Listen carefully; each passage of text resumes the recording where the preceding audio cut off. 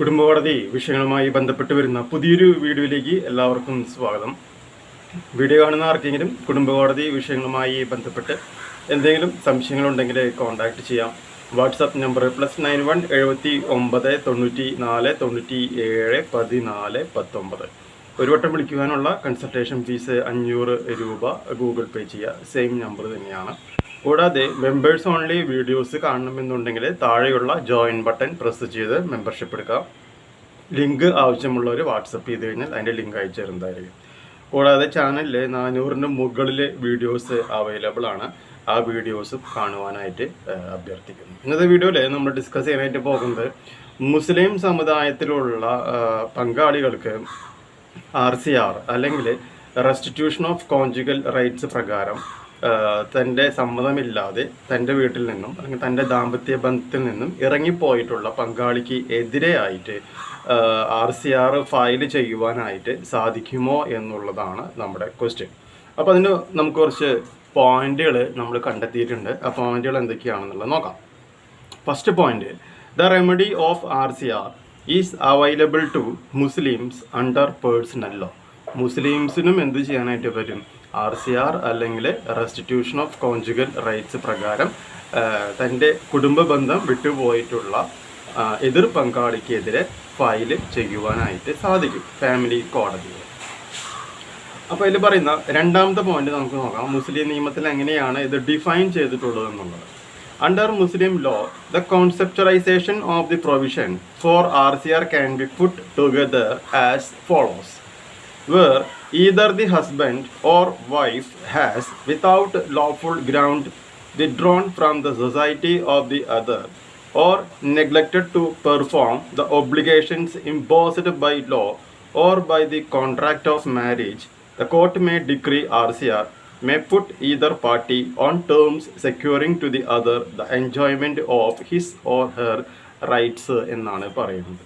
അതായത് ഈ നിയമപ്രകാരം പ്രത്യേകിച്ച് കാര്യകാരണങ്ങൾ ഒന്നും കൂടാതെ തന്നെ ഭാര്യയെ ഉപേക്ഷിച്ച് ഭർത്താവിനെ ഉപേക്ഷിച്ച് ഭാര്യയോ പോവുകയാണ് എന്നുണ്ടെങ്കിൽ ആ പങ്കാളിയുടെ ആ ദാമ്പത്യ ബന്ധം എന്തായിട്ട് മാറാണ് ചെയ്യുന്നത്? തകരുകയാണ് ചെയ്യുന്നത്. അങ്ങനെ തകരുന്നത് ഒരു ക്രൂരതയായി കണക്കാക്കാമെന്നും അതിൻ്റെ അടിസ്ഥാനത്തിൽ മറ്റേ പാർട്ടിക്ക്, അതായത് വിക്ടിമായിട്ടുള്ള ആൾക്ക് അനുകൂലമായ വിധികൾ സമ്പാദിക്കുവാനായിട്ട് സാധിക്കും എന്നുള്ളതാണ് ഈ പോയിന്റ് കൊണ്ട് ഉദ്ദേശിക്കുന്നത്. ഇനി അങ്ങനെ ഒരു RCR ഫയൽ ചെയ്യണമെന്നുണ്ടെങ്കിൽ ഈ മാരേജ് എന്ന് പറയുന്നത് വാലിഡ് ആയിരിക്കണം എന്നുള്ളതും ഇതിനൊപ്പം നമ്മൾ ഓർക്കേണ്ട പോയിന്റാണ്. മൂന്നാമത്തെ പോയിന്റ് അപ്പം ഇങ്ങനെയാണ് പറയുന്നത്, when the marriage is valid only then there is a petition for restitution of conjugal rights is maintainable. ഇപ്പോൾ വാലിഡ് ആയിട്ടുള്ള കല്യാണങ്ങൾക്ക് മാത്രമാണ് RCR വാലിഡ് ആവുള്ളൂ എന്നുള്ളത് മനസ്സിലാക്കാം. And strict proof of all of the allegations that are necessary for matrimonial relief. അപ്പോൾ ഭാര്യ ഭർത്താവിനെ ഉപേക്ഷിച്ചിട്ടോ അല്ലെങ്കിൽ ഭർത്താവ് ഭാര്യനെ ഉപേക്ഷിച്ചോ പോയി എന്നുള്ളതിൻ്റെ വളരെ ശക്തമായ സ്ട്രിക്റ്റ് ആയിട്ടുള്ള പ്രൂഫ് ഉണ്ടെങ്കിൽ മാത്രമാണ് നിൽക്കുകയുള്ളൂ.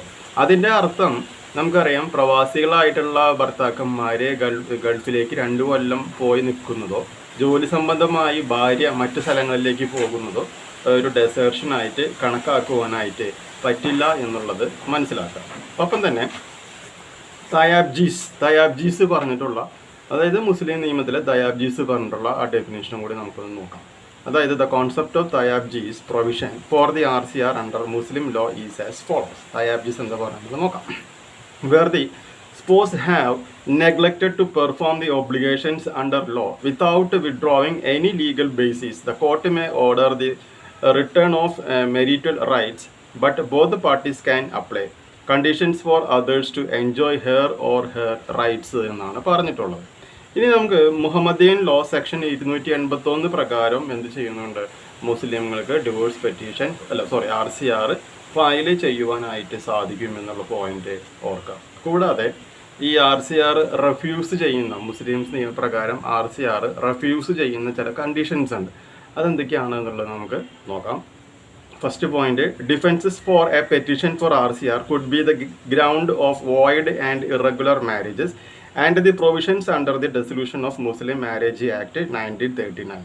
അപ്പോൾ മുസ്ലിം മാരേജ് ആക്ട് 1939 പ്രകാരം നമുക്ക് എന്ത് ചെയ്യാൻ പറ്റും? അതിൽ പറയുന്ന കണ്ടീഷൻസ് അനുസരിച്ചില്ല എന്നുണ്ടെങ്കിൽ RCR റെഫ്യൂസ് ചെയ്യുവാനായിട്ട് സാധിക്കും. കൂടാതെ